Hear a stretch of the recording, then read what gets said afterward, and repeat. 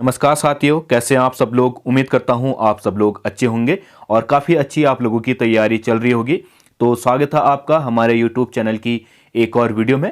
आज की वीडियो में हम बात करेंगे सामान्य हिंदी प्रैक्टिस सेट की, जिसका है भाग 21 और जिसमें हम आज 20 महत्वपूर्ण सवालों की यहाँ पे चर्चा करेंगे, जो कि हमारी आगामी परीक्षाओं की दृष्टि से बहुत ही महत्वपूर्ण है। क्योंकि जो ये पूरा सिलेबस तैयार किया गया है, पूरा पेपर तैयार किया गया है, वह UKSSC और UKPSC के पैटर्न के आधार पर तैयार किया गया है। तो आगामी जो भी हमारी परीक्षाएं हैं, चाहे वह स्नातक स्तरीय हो या फिर हमारी समीक्षा अधिकारी या अन्य जो भी परीक्षा हो, उन परीक्षाओं के लिए बहुत ही महत्वपूर्ण सीरीज है। तो वीडियो को अंत तक जरूर देखना। तो चलिए वीडियो को शुरू करते हैं। तो जो पहला सवाल है वह है कि कल की चिंता वो करे जो बेरोजगार है। वाक्य का प्रकार बताना है हमें यहाँ पे। ठीक है, वाक्य दिया गया है, उसका प्रकार बताना है कि वह संयुक्त वाक्य है, सरल वाक्य है या फिर मिश्र वाक्य है। देखिए, जहां पे भी हमारा क्या होता है, एक उपवाक्य होता है और एक वाक्य होता है। ठीक है, वाक्य जो है वह उपवाक्य पे आश्रित होता है, उसको कहते हैं हम मिश्र वाक्य। या फिर एक शॉर्ट ट्रिक है, जहां पे भी जो, तो, जब ये शब्द लगे होते हैं, उनको क्या कहते हैं हम मिश्र वाक्य कहते हैं। तो यहाँ पे है हमारा जो शब्द लगा हुआ है, तो ये क्या है, हमारा मिश्र वाक्य है। यानी पहले सवाल का जो सही आंसर होगा वह क्या होगा, ए मिश्र वाक्य। ठीक है, अब दूसरे आधार पे अगर इसको समझे तो कल की चिंता वो करे। ठीक है, अब जब मैं आपसे सिर्फ कहूं कि इतना ही पढ़ो कि कल की चिंता वो करे, ठीक है, सिर्फ इतना ही पढ़ो, तो यहां पे क्या हो रहा है, इस वाक्य के अधूरेपन का आभास हो रहा है।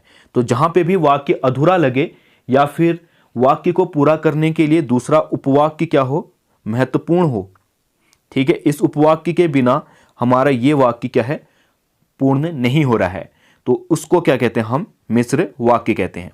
ठीक है, जैसे मैं पढ़ूं, कल की चिंता वो करें जो बेरोजगार हैं, यानी कि उपवाक्य क्या कर रहा है, पहले वाक्य को पूर्ण कर रहा है। ऐसे वाक्यों को क्या कहते हैं हम, मिश्र वाक्य कहते हैं। ठीक है, वाक्यों के रिलेटेड जो भी शंकाएं हैं या मिश्र वाक्य, सरल वाक्य और संयुक्त वाक्य को वीडियो के माध्यम से मैंने अच्छे से समझा रखा है। तो आपको अगर कोई कन्फ्यूजन है तो आप वह वीडियो में जाके देख सकते हैं और ये पूरा कॉन्सेप्ट आपका वहां से क्लियर हो जाएगा। फिर है अगला सवाल, प्रज्ञ का विलोम क्या होगा। तो प्रज्ञ का जो विलोम होता है वह होता है मूढ़, यानी कि ऑप्शन सी क्या है यहाँ पे सही है। ये एक अरबी भाषा का शब्द है और इसी के साथ साथ जो चालाक शब्द है, इसका जो हमारा विलोम शब्द होता है वह होता है बुद्धू। और अनभिज्ञ का होता है हमारा अभिज्ञ। ठीक है, ऐसे ही नीच का होता है विलोम शब्द ऊच। ठीक है, इन चीजों को भी आप लोग नोट कर सकते हैं। फिर है अगला, केतु किसका पर्यायवाची है, तीसरा सवाल। तो केतु जो पर्यायवाची होता है वह है झंडा का। तो झंडे के जो अन्य पर्यायवाची होते हैं वह होते हैं हमारा पताका, पताका, निशान। ठीक है, पताका, निशान, झंडा, ध्वज, ठीक है, ध्वजा और केतु। ठीक है, आदि क्या है, ये हमारे झंडा के पर्यायवाची हैं। तो तीसरे सवाल का जो सही आंसर होगा वह क्या होगा, ऑप्शन ए केतु। ठीक है, ऐसे ही जो प्रकाश के पर्यायवाची होते हैं, प्रकाश के होते हैं हमारा दीप्ति, प्रभा, ज्योति, उजाला, रोशनी। ठीक है, ऐसे किरण के भी होते हैं, किरण के होते हैं ज्योति, प्रभा, रश्मि, दीप्ति, मरीचि आदि क्या है, हमारे किरण के पर्यायवाची हैं। ऐसे ही दिशा है, दिशा के जो पर्यायवाची होते हैं वह होता है और नहीं, और, तरफ, दिक। ठीक है, ये सब क्या है, हमारे दिशा के पर्यायवाची हैं। फिर है अगला सवाल, पर्यायवाची शब्दों के संदर्भ में असंगत विकल्प चुनिए। देखिए, हमें यहाँ पे पर्यायवाची दिए गए हैं, कुछ पहले शब्द दिए गए हैं और उनके पर्यायवाची लिखे गए हैं 3। तो हमने बताना है कि कौन सा पर्यायवाची यहाँ पे गलत है। ठीक है, जो जीव है, जीव के पर्यायवाची वाचा होता है, रसना होता है और वाणी होता है, यानी कि ये ऑप्शन सही है, असंगत नहीं है, संगत है ये। फिर है अहंकार, इसका दर्प, दंभ, मद, मान, मिथ्याभिमान। ठीक है, घमंड, यानी कि ये ऑप्शन भी सही है, ये अहंकार के जो पर्यायवाची होते हैं दंभ और दर्प, मद, ये होते हैं। फिर है किरण का, अभी बताया था मैंने, रश्मि, मयूख, प्रभा, ये ऑप्शन भी क्या है, सही है, संगत पर्यायवाची दिए गए हैं। फिर है कौवा, प्रियक, मधुदूत और अति सौरभ। ठीक है, ये ऑप्शन क्या है हमारा गलत है, क्योंकि ये जो पर्यायवाची हैं वह किसके हैं, हमारे आम के।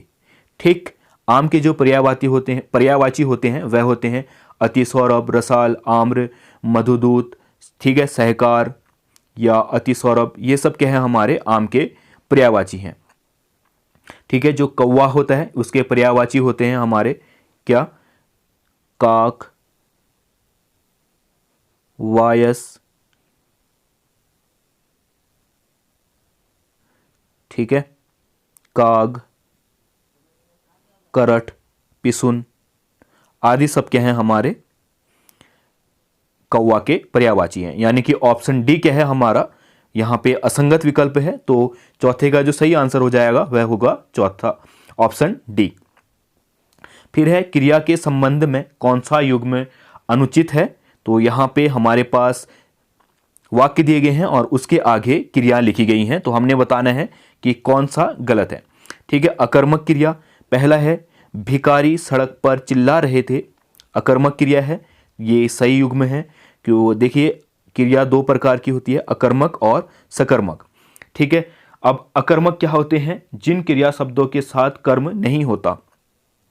ठीक है, कर्म क्या होगा, नहीं होगा, उनको क्या कहते हैं हम, अकर्मक क्रिया कहते हैं। ठीक है, भिखारी सड़क पर चिल्ला रहे हैं, इसमें कर्म नहीं है, तो ये क्या है हमारा अकर्मक क्रिया, यानी कि ये क्या है, संगत विकल्प है। राधा श्याम को पत्र लिखती है, और ये है हमारे द्विकर्मक। अब द्विकर्मक क्रिया क्या होती है, क्रिया का फल दो कर्मों पर पड़े उसको कहते हैं हम द्विकर्मक क्रिया। यहाँ पे जो क्रिया हो रही है उसका फल किस पे, राधा और श्याम दोनों को ही पड़ा है। ठीक है, तो उसको क्या कहते हैं हम, द्विकर्मक क्रिया कहते हैं, तो ये भी संगत विकल्प है। बगीचे में मोर नाच रहा है, सकर्मक क्रिया, ये क्या है, ऑप्शन हमारा असंगत है।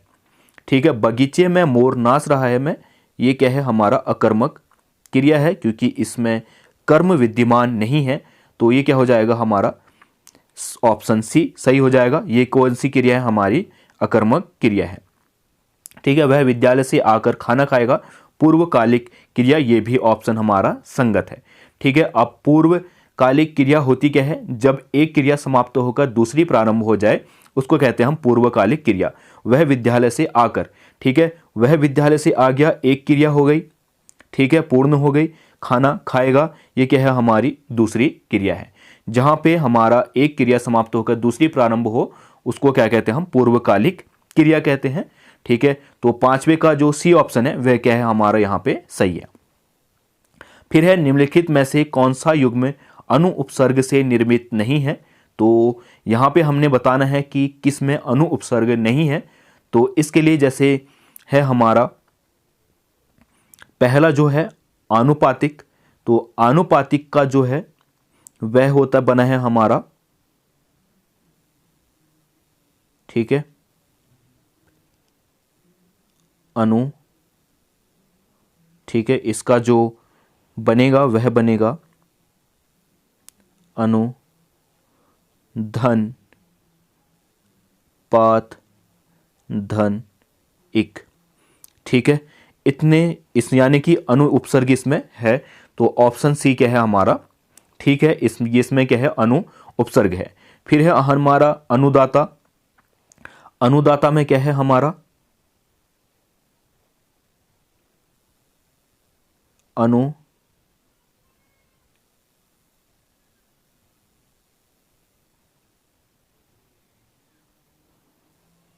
धन, अनधन, उदाता। ठीक है, अनुधन उदात, ठीक है, अनधन उदात, यानी कि ऑप्शन डी क्या है हमारा, बी क्या है हमारा यहाँ पे सही है। इसमें अनु उपसर्ग का उपयोग नहीं किया गया है। ठीक है, इसमें किस उपसर्ग का उपयोग किया गया है हमारा, अन उपसर्ग का, यानी कि बी ऑप्शन क्या है यहाँ पे सही है।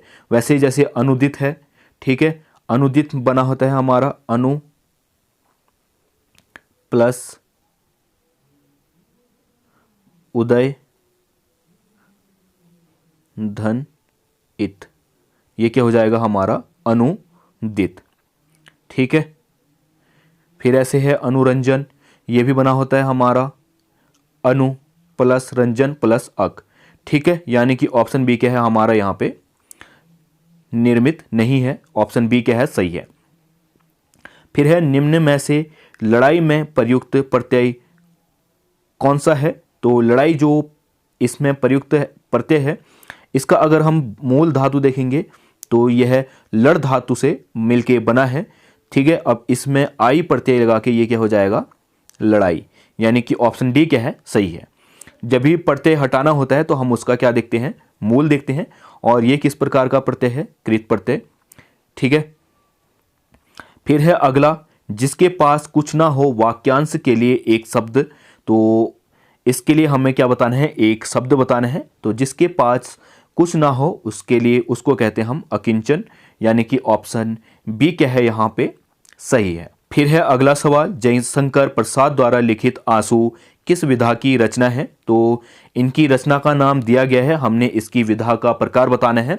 तो आंसू जो है इनकी एक काव्य रचना है, और इनके जो अन्य काव्य हैं ठीक है वह हमारे कानून, ठीक है कानन कुसुम, सॉरी कानून नहीं, कानन कुसुम, झरना, आंसू, कामायनी, इनके क्या है प्रमुख काव्य हैं। ठीक है, ऐसे ही कहानी है जो इनकी प्रमुख कहानी है छाया, प्रतिनिधि, आकाशदीप, आंधी, इंद्रजाल। ठीक है, ये सब क्या है हमारी इनकी कहानी है, और नाटक में इनके स्कंदगुप्त, चंद्रगुप्त, अजातशत्रु ये क्या है प्रमुख है। ठीक है, ऐसे ही उपन्यास है कंकाल, तितली, इरावती, ये सब क्या है इनके प्रमुख उपन्यास है।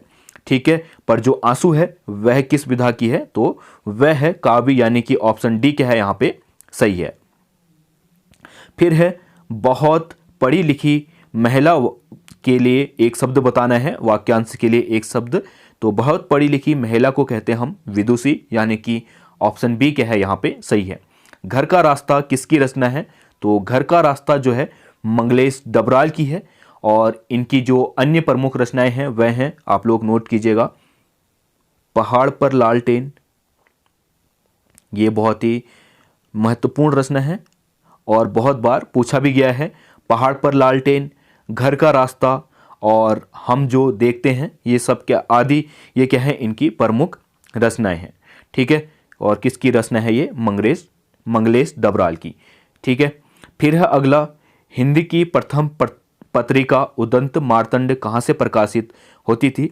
तो देखिए जो हिंदी पत्रकारिता का इतिहास है उससे ये सवाल लिया गया है, और जो पहली पत्रिका थी भारत की, ठीक है, या फिर हिंदी भाषा की, किसकी, भारत में हिंदी भाषा की पहली पत्रिका कौन सी थी, उदंत मार्तंड थी, और यह प्रकाशित की जाती थी हमारा कोलकाता से, और यह की थी हमारा 1926 ईस्वी में 30 मई को। ठीक है, 30 मई 1926 को इसका प्रकाशन शुरू हुआ था, और इसके जो पहले प्रकाशक थे या संपादक थे वह थे पंडित जुगल किशोर। ठीक है, जुगल किशोर द्वारा 30 मई को 1926 को इस पत्र का प्रकाशन शुरू किया गया था, और इसी के लिए आज तक हम क्या 30 मई को एक दिवस बनाते हैं, वह क्या है हमारा राष्ट्रीय हिंदी पत्रकारिता दिवस। ठीक है, राष्ट्रीय हिंदी पत्रकारिता दिवस कब मनाते हैं, 30 मई को बनाते हैं, क्योंकि 30 मई 1926 को हमारा उदंत मार्तंड का प्रकाशन शुरू हुआ था। कहाँ से, कलकत्ता से। तो सवाल 12 का जो सही आंसर होगा वह क्या होगा, ऑप्शन सी। फिर है अगला सवाल प्रिंट मीडिया में खबरों का प्रकाशन कितनी श्रेणियों में होता है। तो प्रिंट मीडिया में देखिए 2 तरीके से खबरों का प्रकाशन होता है। एक होता है हमारा हार्ड न्यूज, ठीक है, और दूसरा होता है हमारा, पहला कौन सा, हार्ड न्यूज, और दूसरा है हमारा सॉफ्ट न्यूज। ठीक है, हार्ड न्यूज क्या होती है, जो क्या हो हमारा प्रतिदिन प्रकाशित होती है। ठीक है, प्रतिदिन अखबार में छपती है, या कोई भी प्रिंट के माध्यम से प्रतिदिन छपती है, या रोज डेली के बेस पे छपती हैं, उसको कहते हैं हम हार्ड न्यूज। और हमारा जो सॉफ्ट न्यूज होती है वह हमारा होती है मासिक या फिर साप्ताहिक।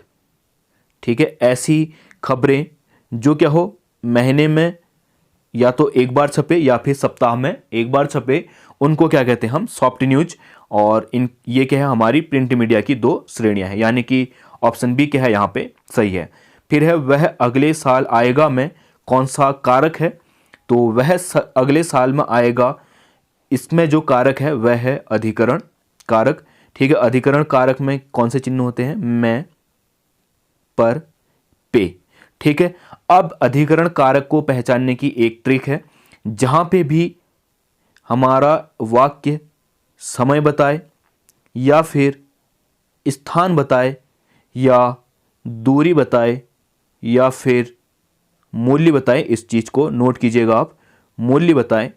ठीक है, तो वहां पे क्या होता है, हमारा अधिकरण कारक होता है। यहां पे वह अगले साल आएगा, वाक्य में क्या बताया जा रहा है, समय बताया जा रहा है, तो ये कैसा हो जाएगा, हमारा अधिकरण कारक हो जाएगा। ठीक है, और अन्य चीज अगर हम इसको तोड़ें तो वह अगले साल में आएगा। ठीक है, जो मैं चिन्ह होता है वह किसका होता है, अधिकरण का। ठीक है, मैं, पर, पे जहां पे भी आता है वह कौन सा कारक होता है, अधिकरण कारक होता है, यानी कि ऑप्शन डी क्या होगा, सही होगा। फिर है अगला सवाल, शीशे में उतारना मुहावरे का अर्थ क्या होता है, तो शीशे में उतारना मुहावरे का जो अर्थ होता है वह होता है वश में करना, यानी कि ऑप्शन ए क्या है यहाँ पे सही है। फिर है 16वां, किस पत्र को गस्ती या परिक्रमित पत्र भी कहा जाता है, गस्ती या घुमक्कड़ पत्र भी इसको कहा जाता है, एक और नाम दिया जाता है इसको, घुमक्कड़ पत्र। ठीक है, तो गस्ती, घुमक्कड़ या परिक्रमित पत्र जो कहा जाता है वह कहा जाता है परिपत्र को। ठीक है, परिपत्र आखिर होते क्या हैं, वह पत्र जो एक सूचना क्या होती है, एक सूचना को क्या किया जाए, सिंपल भाषा में समझो कि किसी मंत्रालय द्वारा एक सूचना जारी की गई। ठीक है, अब उसको एक से अनेक विभागों में यह सूचना देनी है, तो वह क्या करेगा, और इसकी रिसीविंग भी लेनी है। ठीक है, तो वह क्या करेगा, एक पत्र को सभी मंत्रालयों में घुमाएगा। जैसे मान के चलिए, ठीक है, कि एक पत्र आया, अब उसको खेल विभाग में भी जाना है, ठीक है, शिक्षा विभाग में भी जाना है और स्वास्थ्य विभाग में भी जाना है, और इसी के विभागों के साथ साथ कर्मचारियों को भी जाना है। ठीक है, और अधिकारियों को भी जाना है। अब इसको क्या कहेंगे, पत्र आएगा परिपत्र। ठीक है, खेल विभाग में भी जाएगा, यहां पे सिग्नेचर होंगे, इसके पीछे एक खाली पन्ना होता है, उसमें सिग्नेचर करके रिसीविंग करके आगे फॉरवर्ड करेगा। ठीक है, फिर वहां से यह कर्मचारियों को जाएगा, कर्मचारी फिर उसको आगे बढ़ाएंगे, अधिकारी, फिर अन्य अन्य में, ऐसे ये क्या करता है, घूमते रहता है पत्र। इसलिए इसको क्या कहते हैं, घुमक्कड़, गस्ती या परिक्रमित पत्र कहते हैं। ठीक है, तो उसको क्या कहते हैं हम, परिपत्र कहते हैं। ठीक है, जैसे ऐसे ही कार्यालय आदेश होते हैं। अब कार्यालय आदेश को एक बार अच्छे से समझ लीजिए। ठीक है, एक कार्यालय या मंत्रालय के बीच जो भी पत्र जाएंगे, जैसे मान के चलिए स्वास्थ्य विभाग है। ठीक है, स्वास्थ्य विभाग के अंतर्गत जो भी पत्र लिखे जाएंगे वह किसके अंतर्गत आएंगे, हमारे कार्यालय आदेश के अंतर्गत। ठीक है, अब कार्यालय आदेश में होता क्या है, मान के चलिए आपकी नियुक्ति हो जाती है ग्रुप सी में। ठीक है, और आप कहीं पे एक क्लर्क की पोस्ट में जाते हैं, किस विभाग में, हमारा मान के चलिए आप स्वास्थ्य विभाग में एक क्लर्क में चले गए। ठीक है, अब आपको जो भी पत्र आएगा आपकी नियुक्ति का हो गया। ठीक है, आपकी नियुक्ति का होगा, या फिर आपको, ठीक है, आपकी पदोन्नति का हो गया। ठीक है, जैसे सिंपल भाषा में समझिए कि आपका पुलिस कांस्टेबल में क्या हो गया, चयन हो गया। ठीक, तो आप किस विभाग के अंतर्गत आ गए, पुलिस विभाग के अंतर्गत। ठीक है, अब आपकी नियुक्ति, पदोन्नति, आप कांस्टेबल से हेड कांस्टेबल बन गए। ठीक है, या फिर एसआई से ऊपर चले गए, एएसआई से एसआई बन गए। ठीक है, या फिर आपका कहीं से स्थानांतरण हो गया, जैसे आप टिहरी में थे, आपको उत्तरकाशी भेज दिया गया। ठीक है, तो इन सब का आपको किसके अंतर्गत आएगा, पुलिस विभाग के अंतर्गत आएगा। यानी कि एक ही मंत्रालय के अंतर्गत आपको जो पत्र मिलेगा उसको क्या कहते हैं हम, कार्यालय आदेश कहते हैं। ठीक है, आपकी पदोन्नति का हो गया, स्थानांतरण का हो गया, या फिर आप संविदा में लगे हैं, कहीं आपको स्थायीकरण हो रहा है, तो उसको भी क्या कहते हैं हम, कार्यालय आदेश कहते हैं। ऐसे पत्र जो सिर्फ एक मंत्रालय या एक कार्यालय के अंतर्गत आए उसको कहते हैं हम कार्यालय आदेश। ठीक है, ऐसे ही होता है हमारा शासनादेश। शासनादेश क्या होता है, सरकार द्वारा, ठीक है, सरकार द्वारा कोई भी निर्णय लिए गए हों और उसकी सूचना निचले स्तर तक देनी है तो उसको कहते हैं हम शासनादेश। यानी कि देखिए, जैसे इसको भी समझिए, उत्तराखंड सरकार ने एक नियम बनाया कि क्या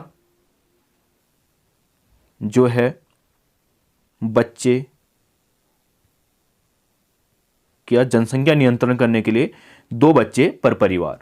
ठीक है, अब उत्तराखंड सरकार ने क्या किया, एक शासनादेश जारी किया। ठीक, अब इसको कौन करेगा शासनादेश, उत्तराखंड सरकार का मुख्य सचिव करेगा। ठीक है, अब मुख्य सचिव क्या करेगा, नीचे जितने भी विभाग हैं मुख्य सचिव के नाम पे सभी विभागों में वह शासनादेश जारी हो जाएगा और जितने भी निचले स्तर के कार्यालय हैं या मंत्रालय हैं या कोई भी हैं उन पे ये पत्र पहुंच जाएगा।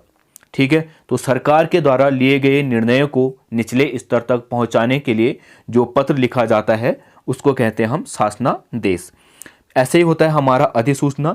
अधिसूचना जो होती है हमारा गजट में प्रकाशित होती है, और गजट किसके द्वारा पारित किए जाते हैं, केंद्र सरकार में गजट हमेशा राष्ट्रपति पारित करता है और राज्य में हमारे राज्यपाल द्वारा गजट को प्रकाशित किया जाता है। ठीक है, अब गजट में होता क्या है, किसी की नियुक्ति उच्च अधिकारी की, हाँ, जैसे किसी मुख्य सचिव की नियुक्ति हो गई, ठीक है, या फिर उसकी पदोन्नति हो गई, या उसको कहीं और स्थानांतरण हो गया, या एसडीएम डीएम है, ठीक है, मान के चलिए पिथौरागढ़ जनपद में किसी डीएम का, ठीक है, तबादला हो गया, तो ये सब किस में प्रकाशित होंगे, गजट के माध्यम से। ठीक, तो जो उच्च अधिकारी हैं उनकी नियुक्ति, प्रतिनियुक्ति, स्थानांतरण, इस सभी को किस में छापा जाता है, अधिसूचना में, यानी कि गजट में। ठीक है, उसको क्या कहते हैं हम, अधिसूचना कहते हैं। उम्मीद करता हूं इतना आपको समझ में आया होगा। फिर है हमारा अगला सवाल, निम्न में से बैसाख नंदन किसका पर्यायवाची है। तो बैसाख नंदन जो पर्यायवाची है वह गधा का है। गधा का पर्यायवाची क्या है हमारा, बैसाख नंदन है। फिर है अगला, परोपकार में कौन सी संधि है। तो परोपकार का अगर संधि विच्छेद करेंगे तो ये क्या हो जाएगा हमारा, पर धन उपकार। पहले पद का जो अंत है वह किस में हुआ है, अ में, और दूसरे पद का आरंभ हुआ है उ में, तो ये क्या बन जाएगा हमारा, ओ। ठीक, तो जहां पे भी ए ओ अर का निर्माण होता है उसको क्या कहते हैं हम, गुण संधि कहते हैं, यानी कि ऑप्शन सी क्या है यहां पे सही है। फिर है हमारा हर्ष का विलोम क्या होगा। तो हर्ष का जो विलोम होता है वह होता है विषाद, यानी कि ऑप्शन ए क्या है यहां पे सही है। फिर ऐसे दुख का जो सुख होता है वह क्या होता है हमारा, सुख।